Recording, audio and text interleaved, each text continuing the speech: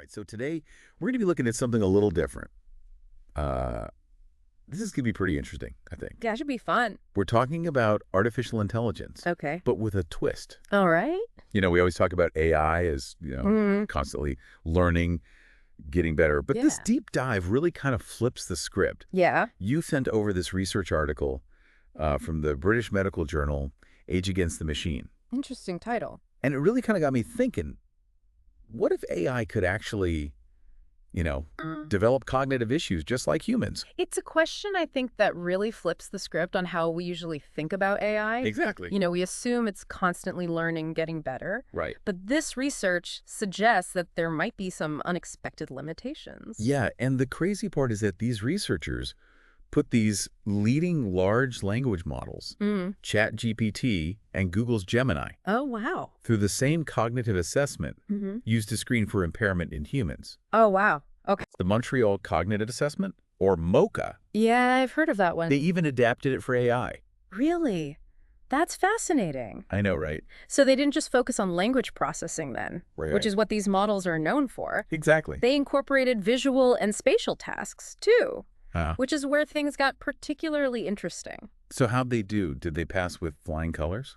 Well, not exactly. ChatGPT 4.0, the newest version, did the best with a score of 26 out of 30. Okay. But Gemini 1.0 scored a 16, Oh, wow. which is actually below the threshold for mild cognitive impairment in humans. Oh, wait, are we saying that Gemini might have dementia? Well, it's not a direct comparison, Okay. but the researchers did raise that possibility, especially given how much Gemini struggled with certain tasks. Like what? Give me the details. Across the board, the AIs had a surprisingly hard time with visual and spatial reasoning. Okay. They could name objects just fine, Okay. but when it came to connecting the dots on what are called trail-making tests, they completely bombed. Really? These tests require you to follow a sequence of numbers or letters visually, and it's a key indicator of spatial processing ability. You know, as software developers, we deal with visual and spatial stuff all the time, right? Absolutely. Like designing user interfaces, understanding complex systems. Right. It's kind of making me think about the tools that we use every day in a whole new lab. Absolutely. Imagine relying on an AI for UI design, but it can't grasp basic spatial relationships. Yeah, that's a bit of a problem. Yeah. Okay, so these trail-making tests tripped them up.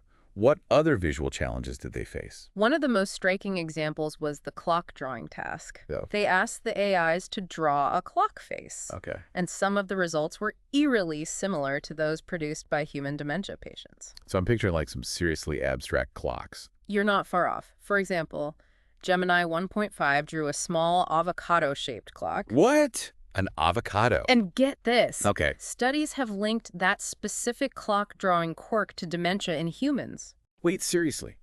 That's straight out of a sci-fi movie. Right. An avocado-shaped clock signifying cognitive decline in an AI. Yeah, it makes you wonder. It's fascinating and creepy at the same time. It definitely makes you wonder just how much these AI models are mirroring human cognitive processes, Right. including the potential for things to go awry. Okay, I need a minute to process this avocado clock situation. It's pretty wild. Yeah, but before we, get too lost in the, existential implications of it all, Right. let's bring it back down to the practical stuff. Okay. We've got all these software developers listening, probably wondering what this means for their work. Right. Should we be rethinking our reliance on AI tools? Well, it's definitely a wake-up call. Okay. We tend to think of AI as this infallible force, but this research shows it's not immune to the same kinds of cognitive hiccups that humans experience. So what's the takeaway for developers? Are we about to be replaced by robots with dementia? Not quite, but it does highlight the need for a more critical and nuanced approach to integrating AI into our workflows. Okay. We can't just assume that these tools will perform flawlessly, Right. especially when it comes to tasks that rely heavily on visual and spatial reasoning. All right, so we've established that AI might not be as perfect as we thought. Yeah.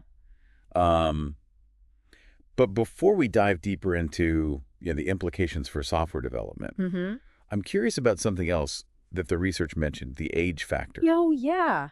They found that older versions of the AIs tended to perform worse. That's right. It was almost as if the AIs were experiencing cognitive decline with age, just like humans. But AI isn't biological. Right. So what's going on there? Right. That's the million-dollar question. Yeah. The researchers speculate that it might have to do with the way these models are trained and updated as they're fed more data and their algorithms are refined. It's possible that they develop certain biases or limitations that affect their performance on specific tasks. So it's not that they're aging in a biological sense, Right. but their knowledge base and processing budgets are evolving in a way that might introduce new vulnerabilities. Exactly. And it's an important point to consider as we continue to develop and refine AI systems. Just like we need to keep our own minds sharp through learning and mental exercises, we need to be mindful of how we're training and updating AI models to ensure they continue to function effectively and reliably. Okay. That's a lot to unpack. This research is definitely challenging some of our basic assumptions about AI. It is. And for software developers, it raises some important questions about how we integrate these tools into our workflow. Yeah, definitely. So let's dive into that next. We'll explore what these cognitive limitations mean for specific development tasks. Okay. And how we can be more discerning users of AI technology. Stay tuned.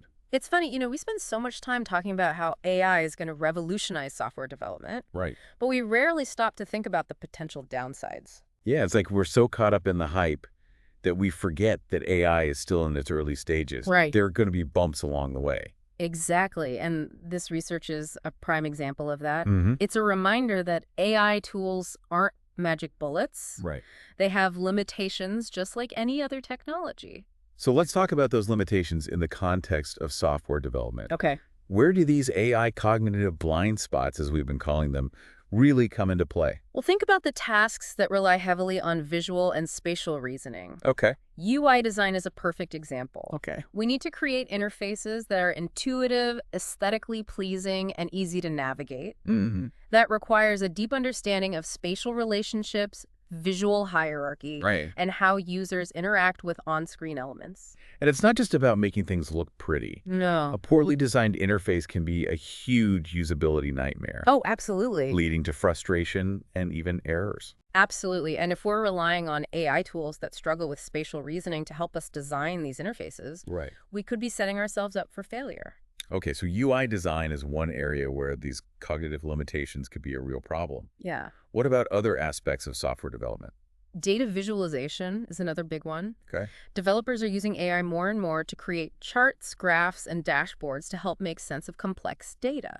But if the AI can't grasp spatial relationships or visual patterns, the visualizations it creates might be misleading or even completely inaccurate. That's a scary thought. Yeah. Imagine presenting a data visualization to stakeholders, only to realize later that the AI misinterpreted the data because of its spatial reasoning issues. It's a real risk. Yeah. And it highlights the importance of not blindly trusting AI output. We need to be critical thinkers, double-checking the results and using our own judgment to ensure the AI is producing accurate and meaningful insights. So it's not about abandoning AI tools altogether. No. It's about using them more thoughtfully and strategically. Precisely. We need to be aware of their limitations and adjust our expectations accordingly. Okay. And we need to be more involved in the process, not just passively accepting whatever the AI spits out. It's almost like we need to become AI trainers, in a way. Yes. We're not just users, we're collaborators helping these tools learn and improve over time. That's a great analogy. Yeah.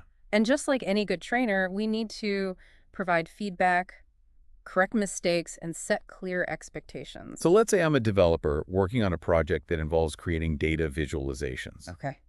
What are some practical steps I can take to make sure I'm using AI tools effectively, given these potential cognitive limitations? First, be clear about your goals and the specific tasks you want the AI to assist with. Okay. Don't just throw data at it and hope for the best. Right. Define the problem before jumping to the solution. Exactly. Then do your research and choose an AI tool that's well suited for those tasks. Okay. Don't just go with the latest, shiniest option. Look for evidence of its performance on similar tasks, and don't be afraid to ask the developers specific questions about its capabilities and limitations.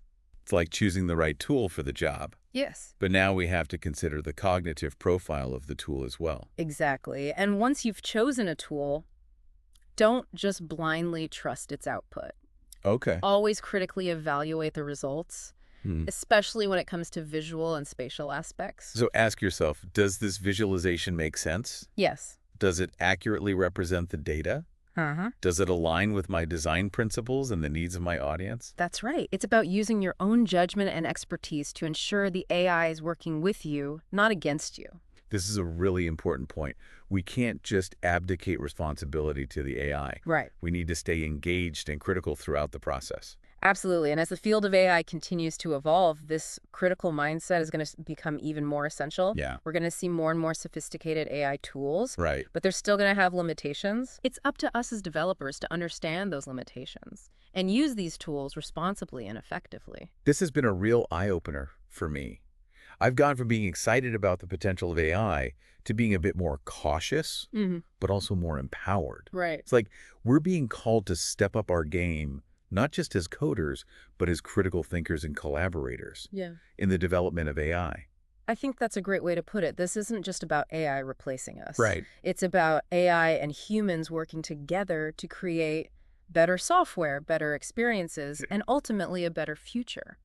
It's funny, isn't it? We're trying to create AI that mimics human intelligence. Right. And in the process, we're finding out that even our most advanced creations are susceptible to the same kind of cognitive quirks that make us human.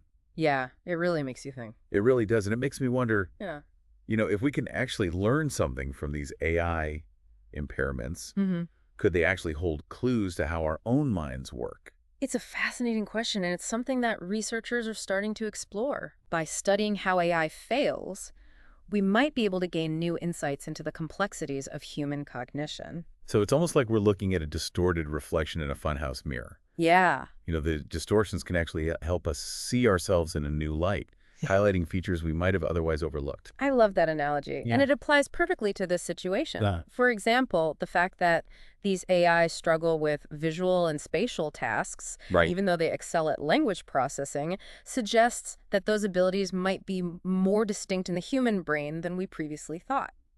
So by studying AI's weaknesses, we might actually uncover the unique strengths and complexities of our own brains. Exactly. It's almost like AI is holding up a mirror to our own cognitive processes, revealing hidden aspects of how we think and learn. It really is, and that's what makes this research so exciting. It's not just about the limitations of AI. Right. It's about the potential for AI to help us understand the mysteries of the human mind. Wow. So we started this deep dive talking about AI potentially having dementia. And now we're talking about AI helping us understand ourselves better. Yeah, it's amazing what you can learn when you just start digging into something. I know, right? It's like a whole new world is opened up. And for all of you developers listening out there, I think there's a really valuable lesson here. Okay.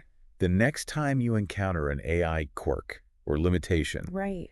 don't just get frustrated. Yeah. Take a moment to ponder what it might be telling you, not just about the AI, but about the incredible complexity of your own human mind. Oh, that's a good point. It's a good reminder that we're still in the early stages of understanding both artificial and human intelligence. We are. And the more we learn about one, the more we'll learn about the other. Absolutely well said. Well, hey, thanks for joining us on this deep dive today. Yeah, this is great. It's been a wild ride, Yeah, full definitely. of twists and turns and mind-bending insights. I know, right?